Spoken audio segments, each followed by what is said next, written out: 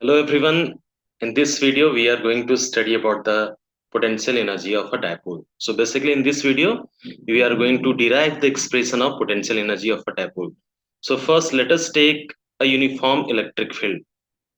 So this is your uniform electric field. Uniform electric field is represented by parallel lines. These are the parallel lines, and these parallel lines are equidistant from each other. So parallel lines equidistant from each other, basically they are representing the uniform electric field.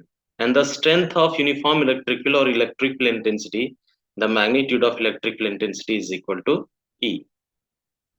Now, when a dipole is placed in this uniform electric field, it will experience a torque. The expression of torque we have already seen. So let us take a dipole. The dipole is placed in this electric field, making some angle theta.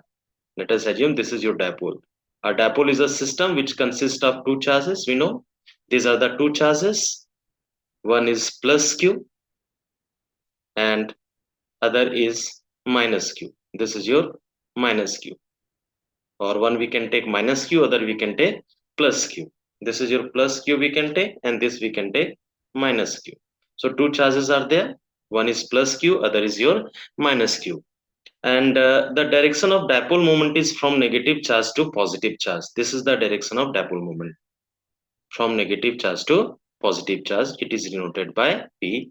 And the direction of dipole moment and electric field.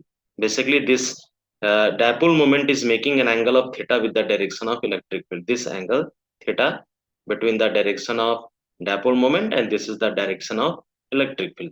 So we know when a dipole is placed in a uniform electric field, it experiences a torque which is given by this angle.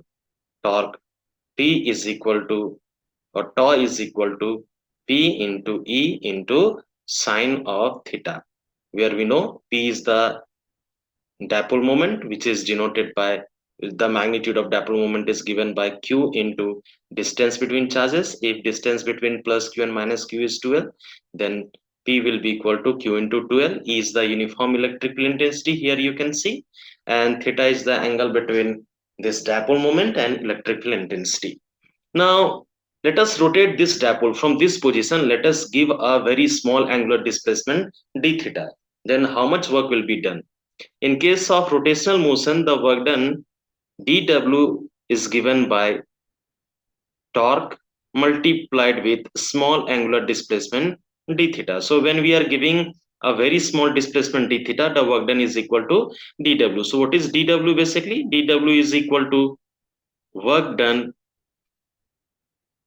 in rotating dipole through d theta. So dw is equal to work done. In case of rotational motion, we know the work done dw is equal to, if force and displacement are both along same direction, then F into ds. So since here we are dealing with rotational motion, so the work done in rotating the dipole, it will be equal to dw is equal to torque into d theta for very small angular displacement d theta. Now dw we can write down, we can replace the value of torque. The value of torque is equal to Pe into sine theta into d theta. And in order to find out the total work done, we can integrate this equation. So dw will be equal to integration P into E into sine of theta into d theta. And if this dipole we are rotating, since theta is the variable here, the same equation can be written like this. Now the integration dw will become w. P will be constant, dipole moment is fixed, so P will be constant. Electric field is uniform, so E will be constant out of integration, and sine of theta into d theta. Theta is the variable. Since when we are rotating the dipole, the value of angle theta will change. And let us assume we are rotating the dipole from angle theta 1 to theta 2, then what will be the total work done? Then total work done we can calculate here. So W will become Pe, and integration of sine theta becomes cos theta minus of cos theta. And the limit is we are rotating the dipole, let us assume from theta 1 to theta 2. Then W will become minus of Pe and replace the value of limit.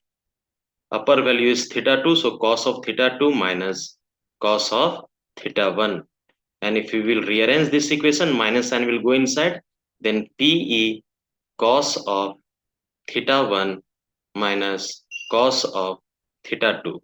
Now this much work is done in rotating the dipole through angle theta 1 from theta 1 to theta 2, angular position theta 1 to theta 2. Now this work done will be stored as potential energy in case of dipole. So this work done, basically we know the work done is equal to energy. So this work done will be equal to potential energy. This energy will be stored, or this work done will be stored as a potential energy in the dipole. So expression of potential energy, it will be equal to PE into cos of theta 1 minus cos of theta 2, where P is your dipole moment, is the uniform electric field, and theta 1 and theta 2 are the initial and final angular position. So we have this final expression of potential energy of a dipole placed in uniform external field.